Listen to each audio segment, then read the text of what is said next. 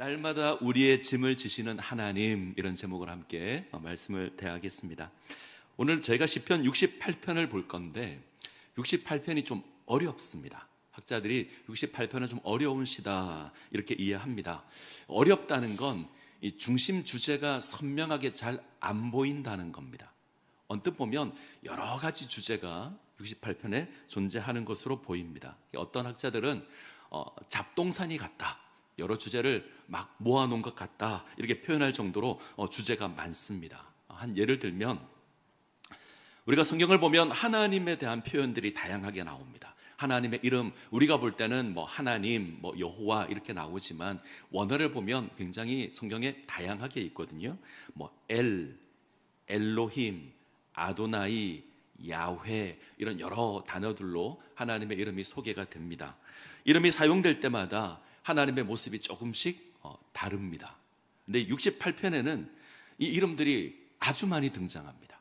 방금 말씀드린 엘로힘, 아도나이, 야훼 다 나옵니다. 그에 따른 하나님의 모습도 굉장히 다양하게 등장합니다. 그래서 학자들이 조금 어려워합니다.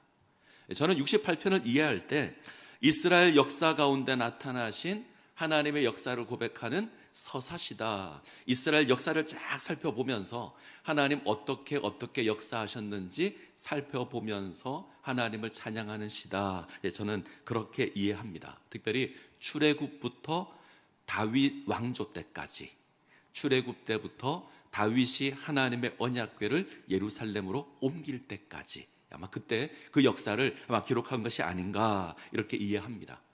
다윗이 하나님의 언약궤를 예루살렘으로 옮기면서 지난날 하나님께서 어떻게 역사하셨는가 한번 되짚어 보는 겁니다. 그래서 우리가 중심적으로 생각할 건 하나님의 언약궤입니다.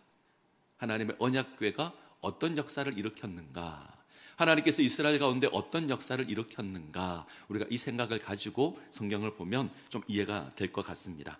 자, 68편의 시인은 다윗입니다. 다윗이 이스라엘의 왕이 됩니다. 예루살렘을 점령하고 이스라엘의 수도로 삼습니다. 우리가 사무엘서를 보면 예루살렘을 점령한 다윗이 가장 먼저 하는 일이 하나님의 언약궤를 가지고 오는 겁니다. 하나님의 언약궤를 예루살렘으로 모셔옵니다.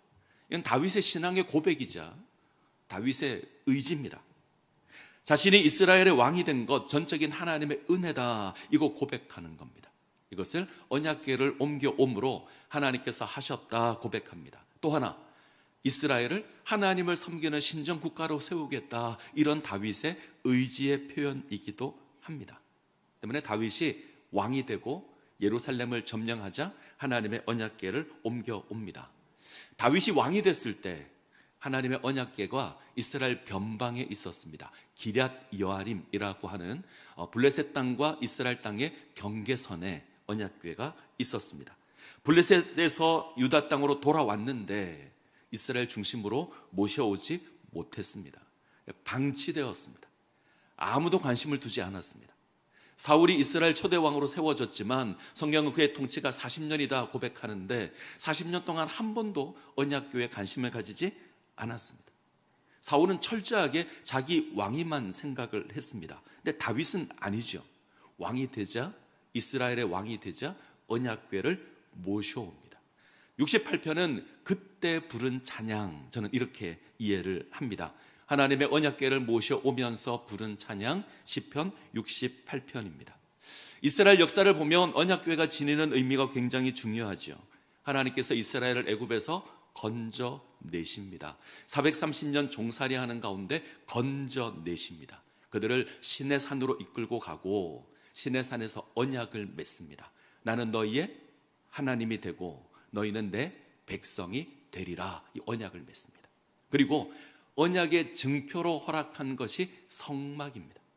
하나님께서 이스라엘 가운데 하나님의 거처를 두시는 겁니다. 내가 너희 가운데 함께한다, 너희 가운데 임재해 있다, 성막을 지어서 확인합니다.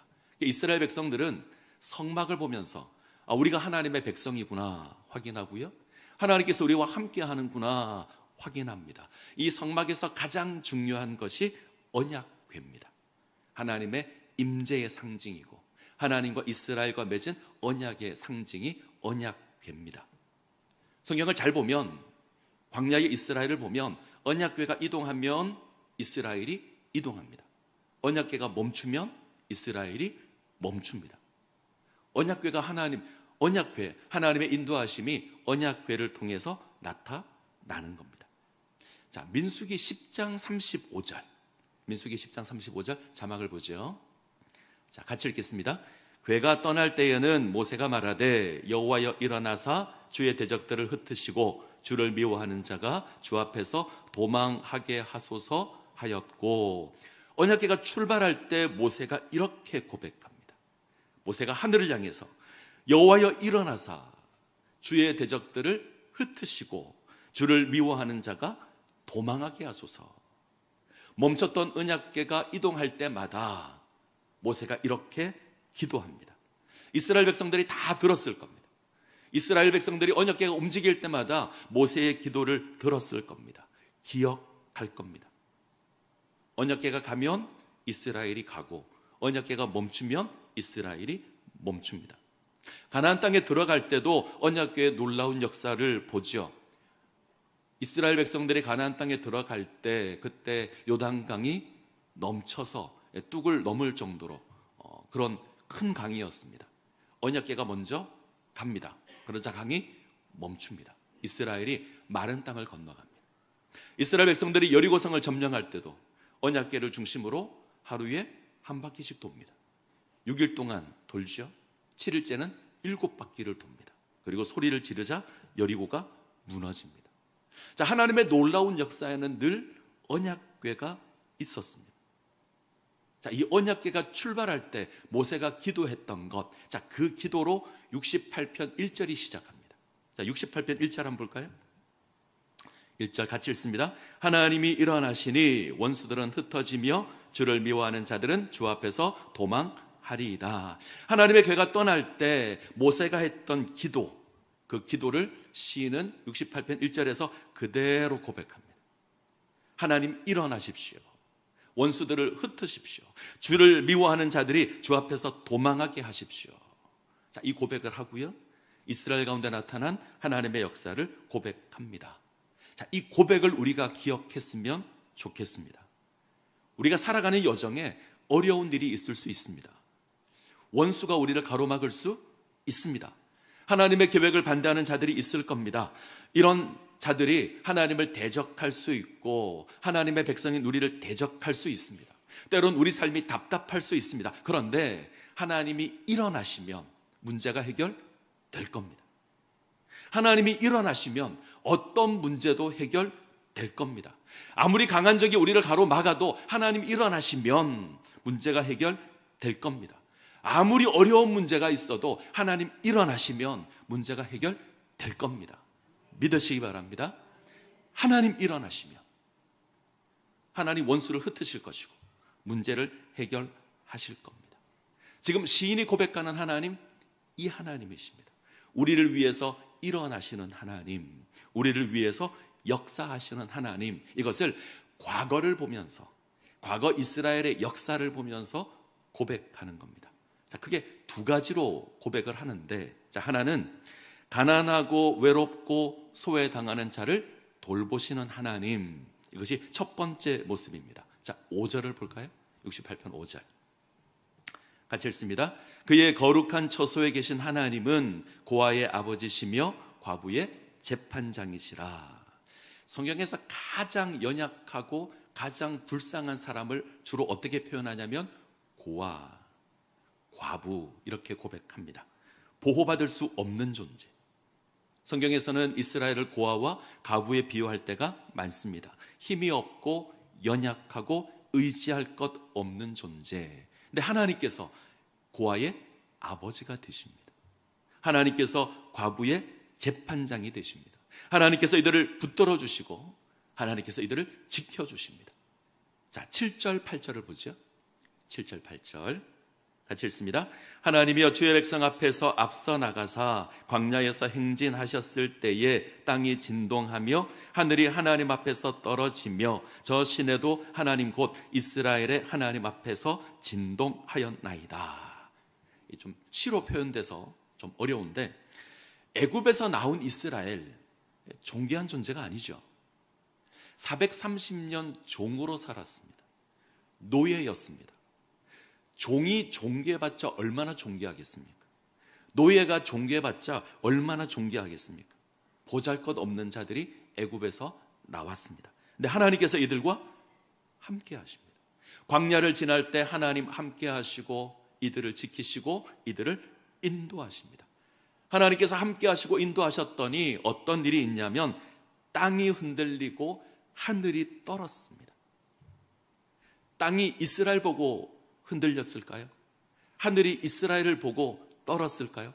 아니요. 이스라엘은 보잘것 없습니다. 그러나 그들과 함께 하시는 하나님을 보고 천지를 창조하신 하나님께서, 그 능력의 하나님께서 이스라엘과 함께 하는 겁니다. 그러니 땅이 흔들리고 하늘이 떠는 겁니다. 유진 피터스는 하나님께서 행진하실 때 땅이 흔들리고 하늘이 식은 땀을 흘렸다. 그럴 수밖에 없죠. 창조의 하나님이 이스라엘과 함께 하시는 겁니다. 죽음의 땅인 광야가 이스라엘을 막을 수 없습니다. 창조의 하나님께서 이스라엘을 지키십니다. 먹을 것 없으면 만나 주시고 메추라기 주시고, 마실 물이 없으면 반석에서 물을 내시고, 구름 기둥과 불 기둥으로 인도하십니다. 이 하나님의 역사가 이스라엘 가운데 있습니다. 자, 이제 9절을 볼까요? 9절 같이 읽습니다.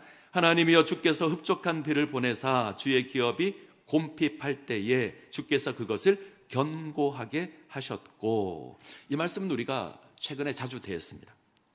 가나안 땅에서 풍성한 소출을 거두게 하시는 하나님. 우리가 최근에 살펴본 것처럼 이스라엘 땅은 비옥한 땅이 아닙니다. 척박한 땅입니다. 하늘에서 내리는 비를 흡수해버리는 땅. 이스라엘은 비를 모아두는 이런 것이 없습니다. 비가 내리는 족족 땅이 흡수해버립니다. 그래서 농사 짓기에 굉장히 불편한 땅, 척박한 땅입니다. 농사 지을 때 적절할 때 비가 내리지 않으면 농사를 지을 수가 없습니다. 그런데 성경은 그 가나안 땅을 두고 적과 꿀이 흐르는 땅이다 고백합니다. 척박한 땅인데 적과 꿀이 흐른다. 비결은 하나님께서 돌보시기 때문입니다. 하나님께서 가나안 땅을 돌보십니다. 이른 비를 주시고 늦은 비를 주셔서 풍성한 소출을 거두게 하십니다. 이른 비를 주셔서 땅을 부드럽게 하여서 농사를 지을 수 있게 하시고, 열매 맺을 때에 늦은 비를 주셔서 풍성한 열매를 거두게 하십니다. 이스라엘이 가나안 땅에 거할 때 그들을 풍족해 하신 하나님. 자, 지금 시인이 고백하는 게 뭐죠? 여호와 하나님께서 일어나시면 아무 문제 없다는 겁니다. 하나님이 일어나시면 광야를 지나도 문제될 것이 없습니다. 척박한 땅을 살아가도 문제될 것이 없습니다. 고아의 아버지 되신 하나님이시고 과부의 재판장 되신 하나님이십니다. 그 하나님께서 이스라엘을 지키십니다. 말씀을 묵상하면서 제가 저의 인생을 한번 돌아봤습니다. 저도 참 보잘것없더라고요. 어떤 존귀함도 없고 가치도 없고 뭐 하나 내세울 만한 것 없는 인생입니다. 근데 하나님께서 택해 주셨습니다. 하나님께서 불러주셨고 하나님의 자녀라 명해 주셨습니다. 하나님께서 연약한 인생을 위해서 일어나셨습니다. 그리고 이 자리까지 이르게 하셨습니다. 우리 모두도 동일할 겁니다. 어쩌면 인간적으로 보면 무엇 하나 내세울 것 없는데 하나님께서 우리를 위해서 일어나셨습니다. 우리를 위해서 역사해 주시고 필요한 것으로 채워주시고 우리를 풍요롭게 하실 겁니다. 이 하나님 의지하시기를 바랍니다. 자, 두 번째, 신이 고백하는 하나님은 말씀하시는 하나님, 말씀하시고 우리 가운데 거하시는 하나님. 자, 11절 12절 11절 12절 같이 읽습니다. 주께서 말씀을 주시니 소식을 공포하는 여자들은 큰 무리라. 여러 군대의 왕들이 도망하고 도망하니 집에 있던 여자들도 탈취물을 나누도다. 하나님께서 말씀을 주셔서 여자들이 그것을 선포하고 탈취물을 얻습니다. 조금 더 풀면 하나님께서 승리의 말씀을 선포하셔서 여자들로 승리를 누리게 하십니다. 이때 여자는 이스라엘을 의미할 겁니다. 앞서 봤던 과부와 같은 존재입니다. 하나님이 말씀하셔서 이 보잘것없는 여인들이 승리를 누리는 겁니다.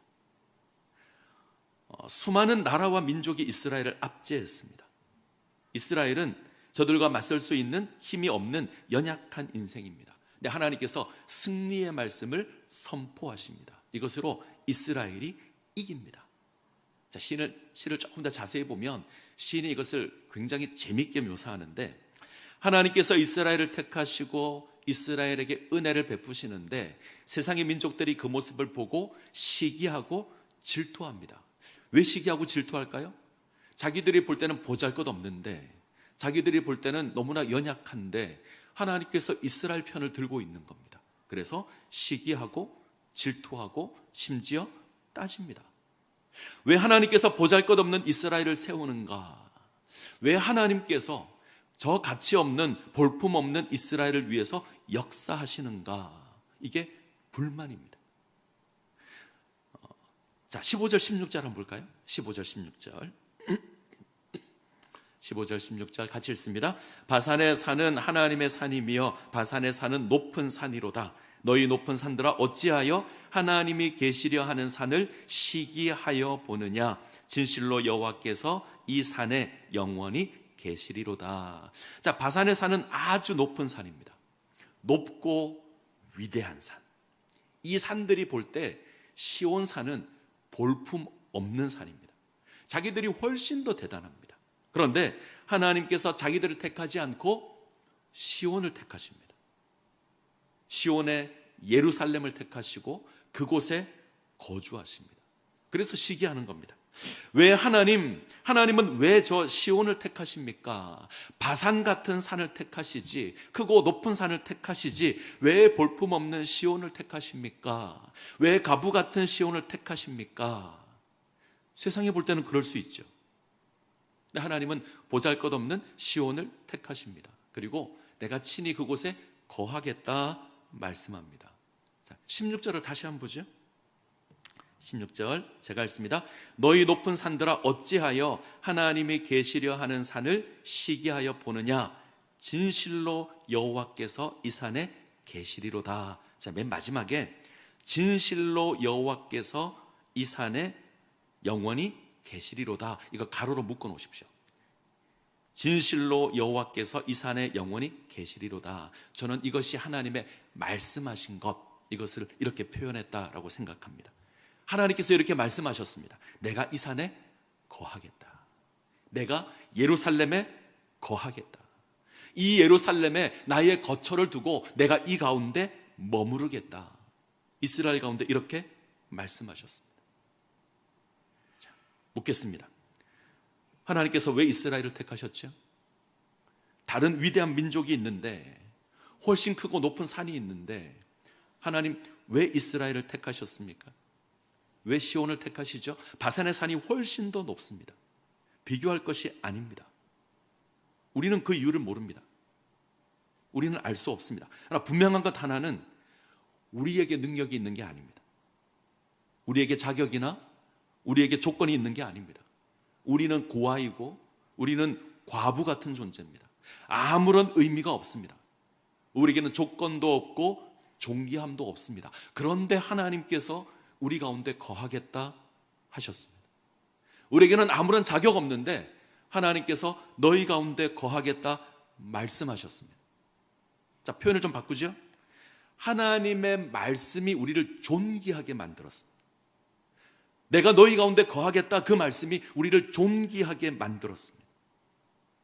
우리가 세상을 살아갈 때 우리는 보잘것 없습니다.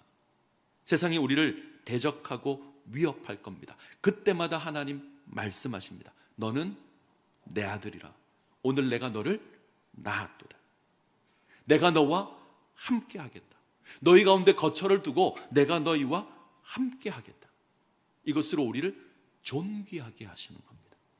이 존귀함의 상징이 언약궤입니다. 하나님께서 이들 가운데 언약궤를 두시고 이들과 함께 하시고 이들을 존귀하게 하는 겁니다. 우리가 살아가는 삶의 자리에서 하나님 말씀하십니다. 너는 내 아들이라. 내가 너를 사랑한다. 내가 너와 함께한다. 우리는 볼품 없는데, 우리는 가치 없는데 하나님께서 이렇게 말씀하셔서 우리를 존귀하게 세웁니다. 때문에 우리는 바산의 산이 부럽지 않습니다. 저 강대국이 부럽지 않습니다. 하나님께서 말씀하시고 나를 존귀하게 세우기에 우리는 당당한 겁니다. 이 은혜를 누리시기를 바랍니다.